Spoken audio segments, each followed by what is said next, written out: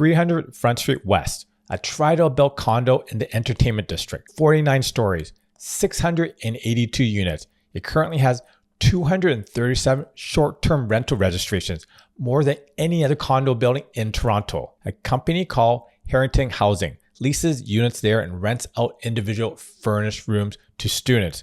They go for about $1,000 to $1,150 per month per person.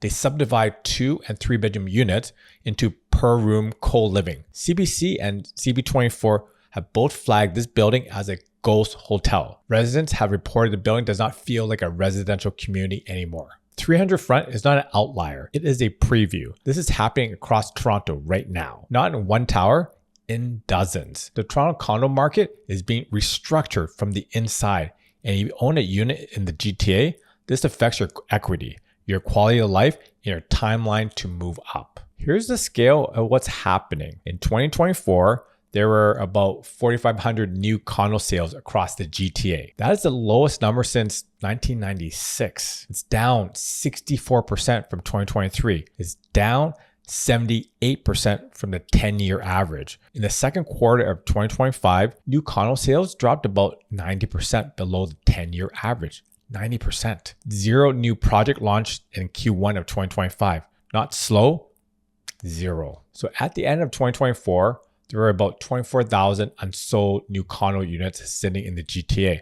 That's a record. At the current sale pace, it'll take 64 months to clear that inventory.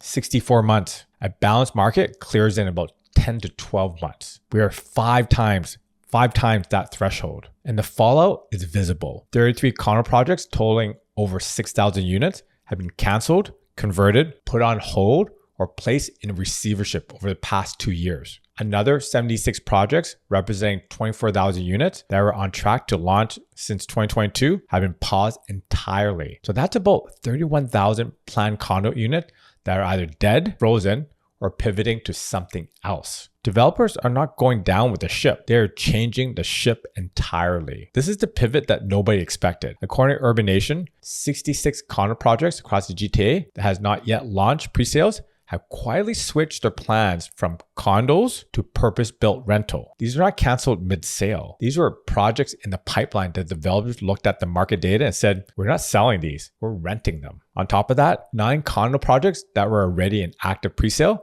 have been formally canceled and converted to rentals since the beginning of 2024. That is over 1,700 units that buyers thought they were purchasing as condos are now being built as rentals instead. So why would developers walk away from condo sales? Because the city of Toronto made renting more profitable than selling. And this is what happened. The city launched a purpose-built rental housing incentive stream. If a developer builds rentals instead of condos, they get a development charge deferral, and that's worth about $37,000 per unit. They get 15% property tax reduction for 35 years. And in exchange for this, 20% of the units must be affordable. The Dennis, which is a 448 unit rental tower on Locust Street in Mount Dennis, received roughly $29 million in city support through this program. That project was originally planned as a condo. Fengate Asset Management, the developer, pivoted to a rental. They're not the only ones. Sud Group,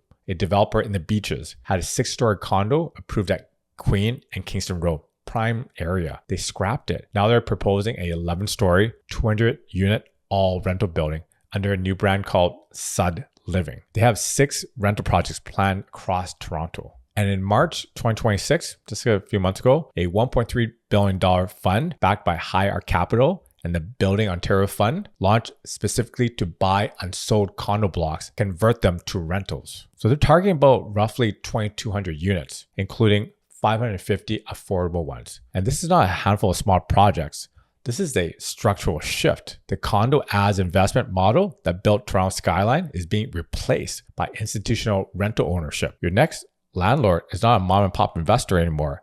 It's a billion-dollar corporation. And here's why investors are walking away and why it matters to you, even if you're not an investor. According to a CIBC and Urbanation joint report from 2024, 81% of mortgage investors who recently completed new condo purchases are cash flow negative. That means 81% are losing money every single month. The average monthly loss is about $600. That is nearly triple the $220 average from a year earlier, up from 40% cash flow negative in 2020 to 81% in 2024. So when investors bleed, they sell. When they cannot sell at the price they need, they rent. And when they cannot cover the cost renting, they might walk. And that is what feeding the conversion pipeline. It's not just developers pivoting new projects. It is existing buildings losing their investor owner base and being backfilled by institutions, student housing operators, and short-term rental companies. 41% of Toronto's roughly 500,000 condo units are now rented out by private owners. That is up from 29% in 2014. About 70% of all new condo completions in 2024 went directly onto the rental market. The investor condo was always a rental unit dressed up as ownership. Now, the disguise, it's coming off. If you're finding this useful, take a second and subscribe. I'm just shy of 1,500 subs right now. I need your help to get there so I can keep on making videos just like this. So what does your building actually become when investors leave and institutions move in? There are 4 paths, and each one hits your resale value differently. Path 1, institutional rental. So a corporation buys a block of units or an entire building and operates as a professionally managed rental housing. This is the Fengate model, the one we mentioned earlier. It is a $1.3 billion fund model with stable tenants, professional management, consistent building maintenance. Of the 4 paths, this one is the least damaging to your equity. In some cases, professional management actually improves the building. Here's path 2, student housing. Companies like Herein Housing, they lease condo units in downtown towers. They furnish them and rent individual rooms to students near TMU, U of T, and other campuses. They convert living rooms into extra bedrooms. Tenants rotate every semester. There's no credit check required. It's week-to-week leases. The model works for the students. It does not work for the building. When 20 or 30 units in your tower are operating as rotating student housing, the wear on the common area increases. The community feel, it disappears. And the building starts functioning as transient housing. Buyers notice. Resale values reflect it. Here's path 3, ghost hotels. This is the Airbnb saturation model, and it is already here. ICE condos at York Street became so saturated with short-term rentals that the condo board entered an exclusive partnership with Airbnb. They charge a 15% booking fee on every short-term rental booking in the building and use that money to fund building repairs and security. There were about 236 registered short-term rental units in that one complex alone. The Spadina Fort York area has over 2,000 short-term rental units. According to CIBC reporting, 600 of those are concentrated in just 3 condo buildings. When the building reaches 30, 40, 50% short-term rental, it stops being a residential community. Your neighbors change every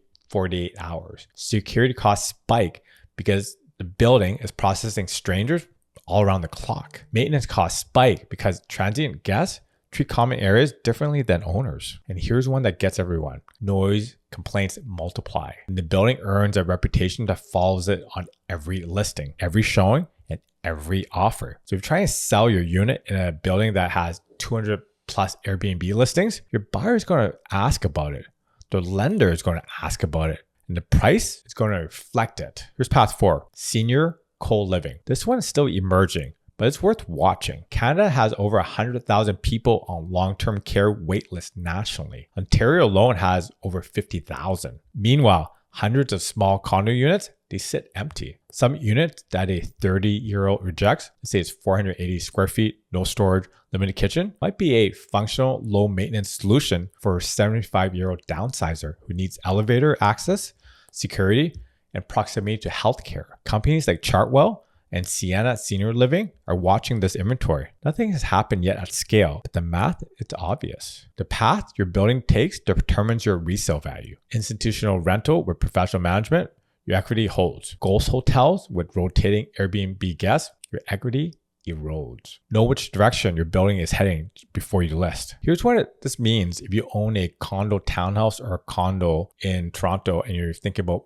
moving up. The building with the highest investors concentration are the most vulnerable to conversion. If your building is 40% plus investor owned, which is roughly the Toronto average, some of those units are going to turn over to institutional buyers, student housing operators, or short-term rental companies. That changes the character of the building. It changes the buyer pool when you try to sell and changes what a buyer is willing to pay. So pull the last 12 months of sales in your building. Count how many units sold to investors versus end users. Check how many units are currently listed for rent versus sale. If the rental listings outnumber the sale listings 3-1, your building is already tilting. That does not mean you cannot sell. It means that you have to price for the building your buyer is actually buying into, not the building you bought into 5 years ago. The condo tower, as we knew it, where you buy a unit, build equity, and sell to move up, that model still works in some buildings, but it is being hollowed out in others. The buildings where it still works are the ones with strong owner occupancy rates, low investor concentration, healthy reserve fund, and functioning condo boards that restrict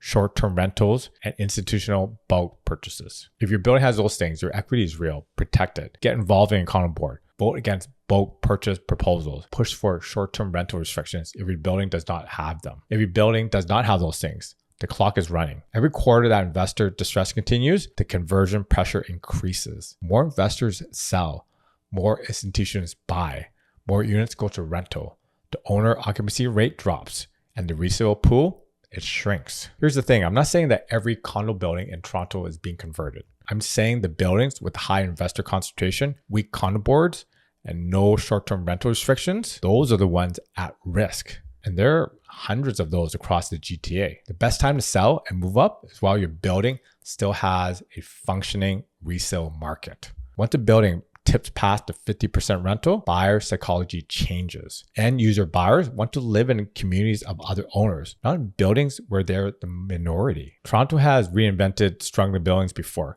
In 1990, 797 Don Mills Road was a vacant Monty Life insurance office tower. A developer bought it and converted it into 180 residential lofts. It's still standing today as Tribeca Lofts. Cities do adapt. Buildings adapt. The question is whether you adapt with them or you get caught holding equity in a building that changed around you.